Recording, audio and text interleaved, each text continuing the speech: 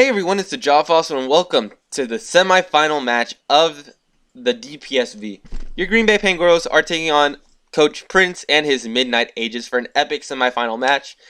If you guys are excited for the battle, hit the like button down below, subscribe if you're new, of course, and don't forget to turn on the notifications so you can get notified whenever I have another amazing team builder or battle. This guy has a very scary team. You can see what he's bringing on the right, and you can see what I'm bringing on the left.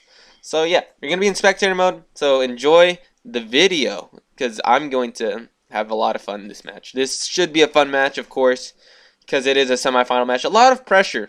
So yeah. Alright, we look at his team. We were not expecting a lot of these we were not expecting the Dragonite and the Mr. Rhyme. No Zerk, which was a big thing for me. So yeah.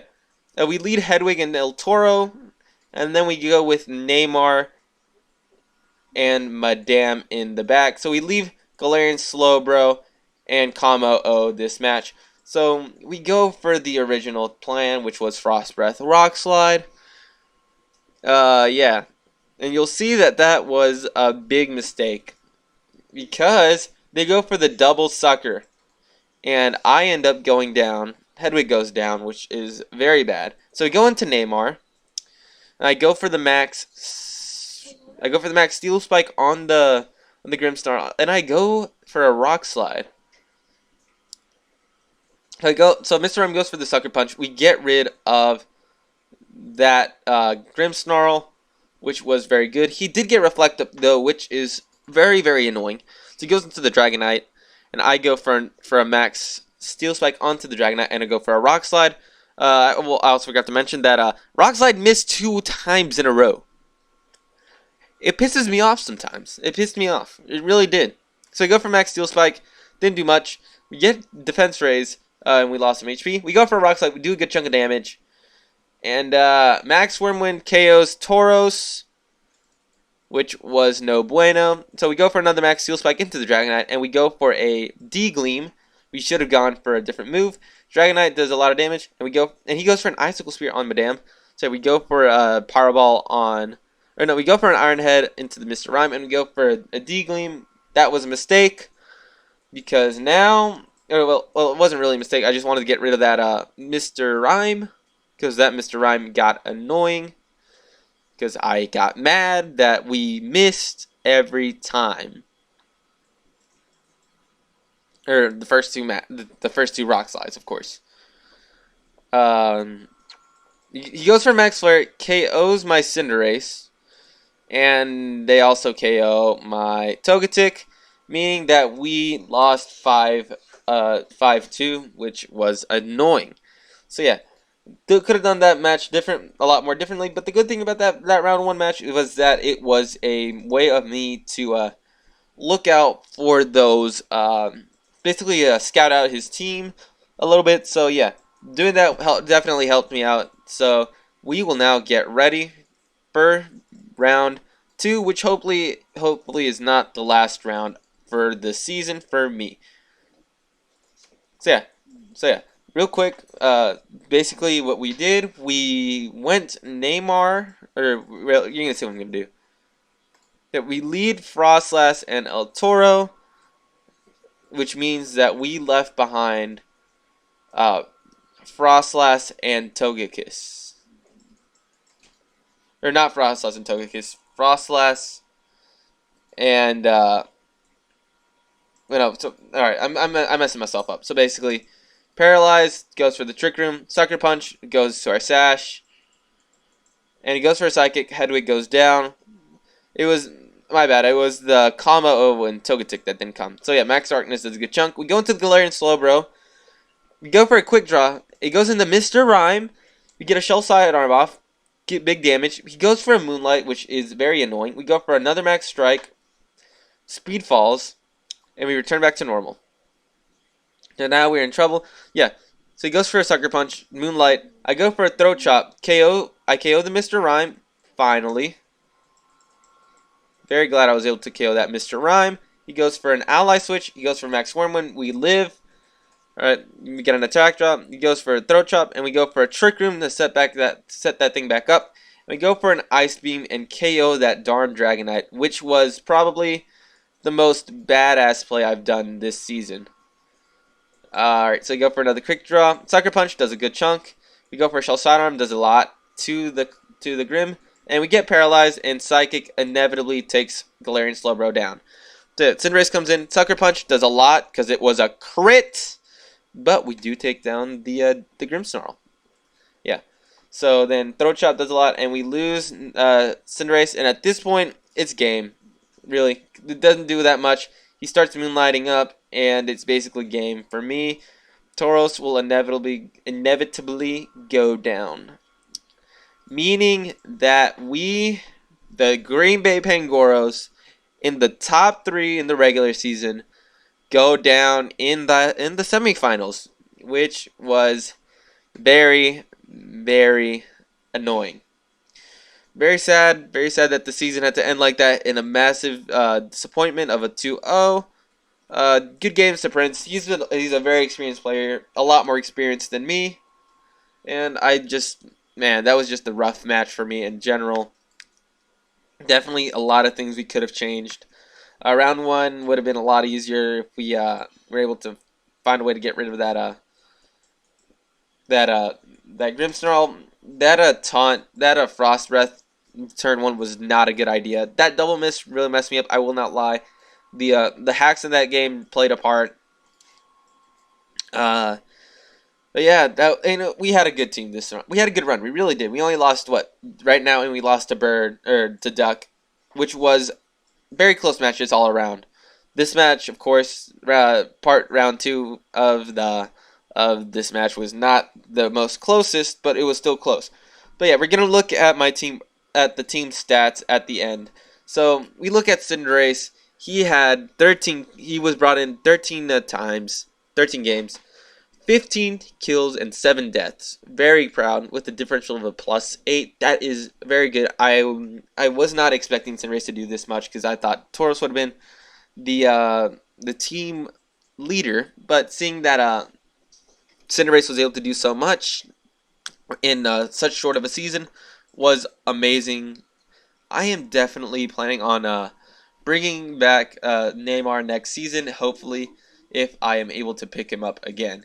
Definitely Amon I will not sleep on ever again, because I used to think it was overrated because of its libero ability.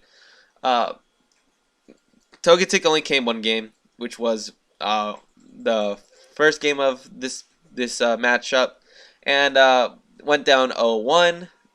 Nothing wrong with it. Definitely, if the season was longer, we would have definitely brought a Togetic in more. Probably would not have gotten a lot of KOs, but definitely got enough for it to be a threat. Or definitely couldn't get a KO, but that's okay because it played more of a defensive role and also played more of a support role, really. Kamo came in one game, didn't do much. Ludicolo did all that work that one game it came, so I'm very proud of it. And it had good prep. It was just filler, really. A good dragon and a good fighting type. At the end of the day, I feel like if we had a chance, we would have brought it in, and it would have done some damage. Very proud of it. Ludicolo now brought in 8 games, 14 kills and 5 deaths, +9 differential. A lot. Look, it beat Neymar by a +1 differential. Ludicolo was the unsung hero. He really was. Definitely worth it. Worth drafting Ludicolo. Being able to set up Swift Swim on its own is just killer, dude. And it along with the Ludi Tangela duo is very very good. The same can be said with the Ludi Corvi, the Ludi Knight duo. Very good duo. Slowbro came in 3 games, 1 kill, 2 deaths. Nothing to be ashamed of there. For the few games it came in, definitely could have done a little better, but that's okay. That's all on the luck of the quick draw, quick claw. Tauros came in 9 games, 7 kills, 7 deaths. A little disappointed, not gonna lie. Not on Tauros, but mostly because of the season outcome. Don't get me wrong, the 7 for 7 means neutral, but it got most of its kills game 1. and that's because the person didn't prep for Anger Point Tauros, which was pretty devastating. It's just devastating the fact that Tauros wasn't able to put in as much work as I wanted it to.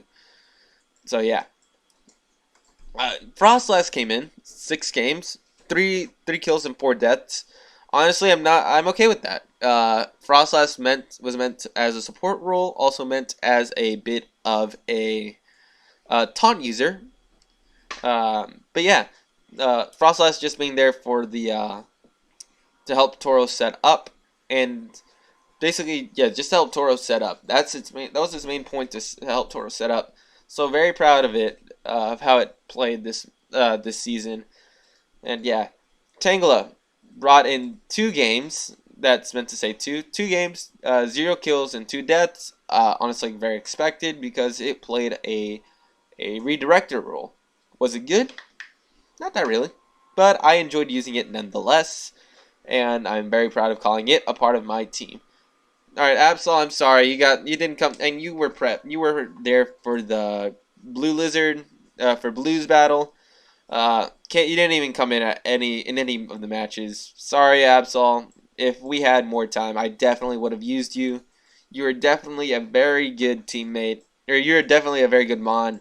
I'm sorry that I slept on you. But yeah, it is what it is. But yeah, I'm probably not gonna draft you next season. But I'm just glad I got to use you. All right, Rotom Frost came in 5 games, mostly in the back. Got 1 kill and 2 deaths. Not bad. Not bad for 5 games. Mostly since those 5 games were, of course, it's sitting in the back. And I'm really proud of Rotom in general. Definitely a mon that I definitely slept on throughout the season, but it's okay because Rotom did really good nonetheless. Okay, time to talk about my boy Pangy. Pangy the Sandslash. Brought in 4 games, 3 kills, and 0 deaths. And not including Kamo and Absol. This is the only mon to not have gone down. Very good for late game. Very proud of Sandslash. Life Orb Sandslash wrecked. So definitely planning on drafting you next season. Very proud of Sandslash. And definitely one of the MVPs. And lastly, to top out the squad, Gigantamax Corviknight brought in 4 games, got 2 kills, and died once. Very proud of it, definitely. Setting up Tailwind is definitely a very good point of Corviknight. Also, very powerful hitter. Definitely didn't max it all the time. I just got it because I wanted technically another tier 1 mod. Plus I knew that since this is free maxing, I could have maxed basically anyone else. If we had to look at MVPs, definitely Neymar, definitely Ludicolo, and definitely Sandslash. Sandslash, it's weird that I'm saying Sandslash got a win. Definitely weird that Sandslash is called for an MVP, but it is. It just is. It's so good. You set up a tailwind with it, or you set up a tailwind on it, and it's basically game. It's very good. Very good. Life Orb as well. Those three KOs it got in were very good KOs. Very crucial KOs, too. So, at the end of the day, very proud of bringing Sandslash in. Having Sandslash on the team. Neymar, again, did a lot of work. Very proud of it. Louis Colo as well. So, yeah, those 3 were definitely what I would consider as the 3 MVPs. So, yeah. That's pretty much the team. You will see. That's the season 1 team. I did a little Google slide picture of it because why not? I'm very proud of this team. Definitely a very good team. A team not to be slept with, or not to be slept on, and a very, very scary team. Very proud of it. Very proud of how the team played. Shame that we that we didn't go to finals. But yeah, that's pretty much it for the video. See y'all in season 2, which will happen around summertime, June, July, or most likely June. But yeah, stay hyped. Get ready for another project with a good friend of mine. So yeah, So if you guys did enjoy the video, hit the like button down below. Subscribe if you're new, of course, and don't forget to turn on the notifications so you can get notified whenever I have another amazing team builder or battle. So until next time, I'll see y'all.